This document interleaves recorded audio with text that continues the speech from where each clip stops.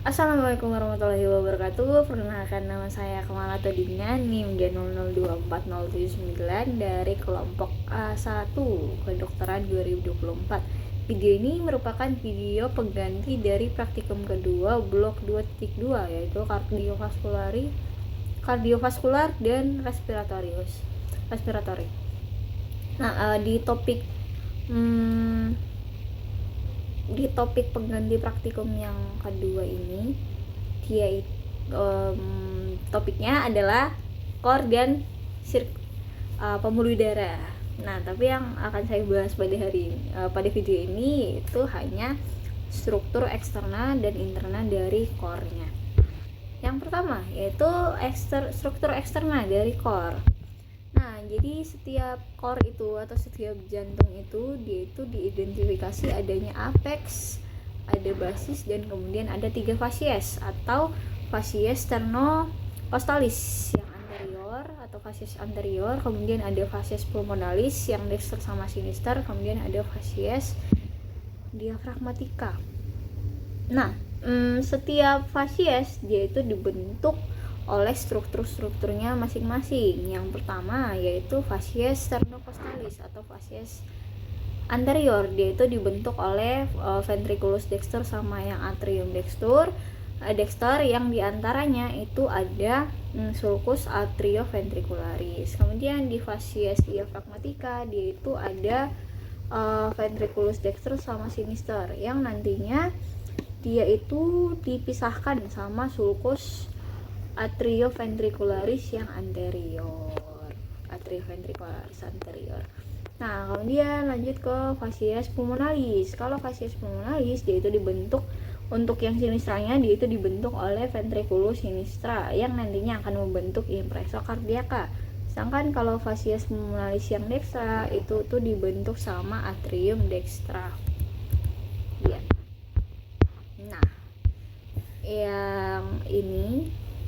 yang kiri itu dibagi ini dari ventral, kemudian ini dorsal. Nah, jadi jantung itu atau core itu kan memiliki 4 ruangannya. Jadi ada atrium dextrum dan sinistrum, kemudian ada ventriculus yang dextrum sama yang sinistrum. Nah, jadi di jantung itu ada juga struktur bernama auricula. Jadi auricula ini berbeda dengan atrium, tapi posisinya dekat sama atrium. Dia itu merupakan struktur pelengkap dari atrium yang menonjol. Nah, dia itu bisa meredakan tekanan tinggi yang ada di atrium, dengan meningkatkan kapasitas dari si atriumnya itu pada saat kita stres. Nah, lanjut di permukaan luar ini kan dorsal ya. Ini kan dorsal.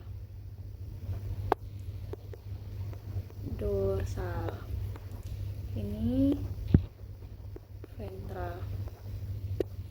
Nah, di permukaan luar jantung itu tuh banyak sulcus juga atau tempat jalannya pembuluh darah dari jantung. Nah, misal ada sulcus coronarius. Jadi sulcus coronarius ini itu tuh dilewati sama arteri koronaria. Kemudian ada sulcus interventricularis yang anterior. Jadi dia itu dilewati sama arteri vena dari interventricularis yang anterior. Seperti itu. Yes. Lanjut ke skeleton cordis.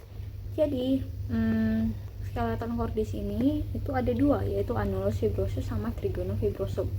Nah, kalau annulus fibrosus itu adalah cincin fibrosa yang mengelilingi dari katup-katup itu. Jadi ada 4 katup ya. Jadi annulus itu ada 4. Masing-masing dia mengelilingi katupnya. Nah, yang pertama yaitu annulus atrioventricularis yang dexter, atau dia itu mengelilingi si katup tricuspidalis. Nah, kemudian ada annulus atrioventricularis yang sinistra. Ini berarti dia mengelilingi katup mitralis atau katup bicuspidalis. Kemudian ada cincin dari katup pulmonalis. Ya, jadi dia annulus valva trunci pulmonalis. Kemudian ada annulus valva aorta, yaitu dia mengelilingi dari katup si aorta itu.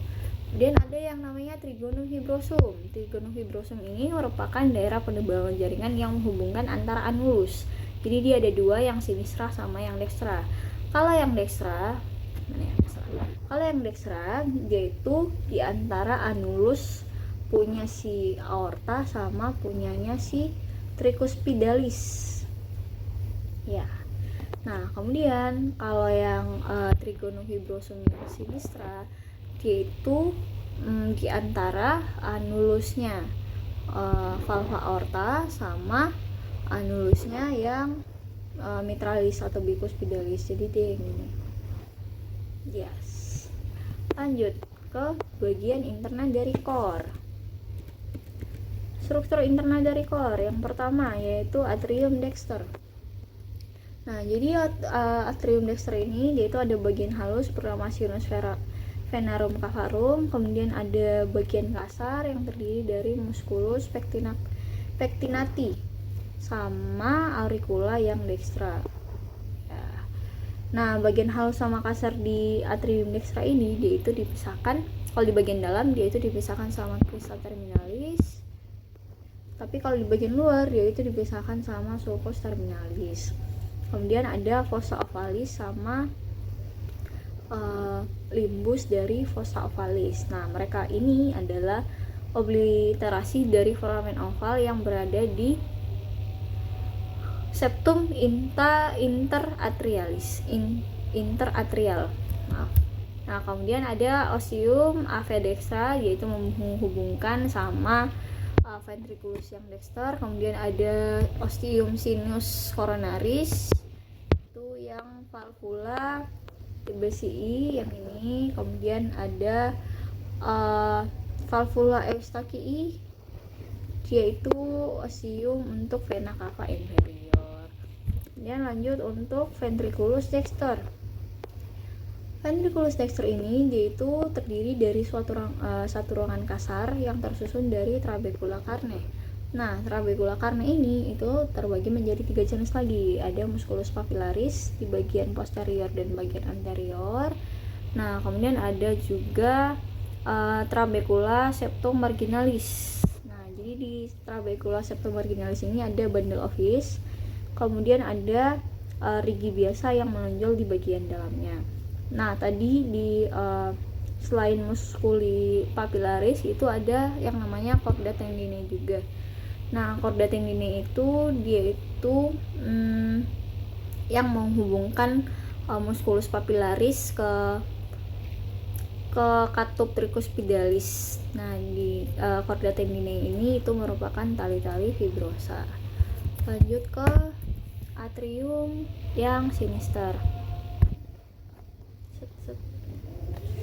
Nah, atrium yang sinister ini.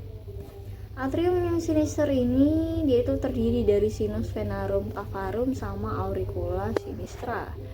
Dia itu ada ostium antrioventricular yang sinistrum, yaitu menghubungkan dia sama ventriculus yang sinistrum. Nah, kemudian ada fossa ovalis sama valvular foraminis oval. Nah, atrium ini dia itu dimurai oleh dua vena pulmonalis dextra, kemudian satu vena pulmonalis sinistra yang superior, kemudian satu vena pulmonalis sinistra yang inferior. Jadi ini adalah atrium kiri atau yang sinister. Lanjut ke ventriculus sinister. Yang ini tadi itu ventriculus, dia itu ototnya tebal. Lanjut ke ventriculus sinister. Nah, jadi ventriculus sinister ini dia itu yang membentuk apex cordis. Nah, di ventriculus ini dia itu lapisan ototnya itu lebih tebal dibandingkan sama yang lain. Kenapa? Karena ventriculus sinister dia itu bertanggung jawab untuk memompah darah ke seluruh tubuh. Artinya dia butuh otot-otot yang tebal untuk bisa berkontraksi kuat. Kemudian ada ostium aorta, dia itu menghubungkan dengan aorta. Kemudian ada musculi papillaris yang anterior sama yang posterior, sama ada chorda tendinae yang menghubungkan dia, menghubungkan si musculi papillaris ini sama si katup mitralisnya. Yes. kurang lebih seperti itu. Oke, baik, untuk video pengganti praktikum yang kedua mungkin cukup sekian. Wassalamualaikum warahmatullahi wabarakatuh. Terima kasih.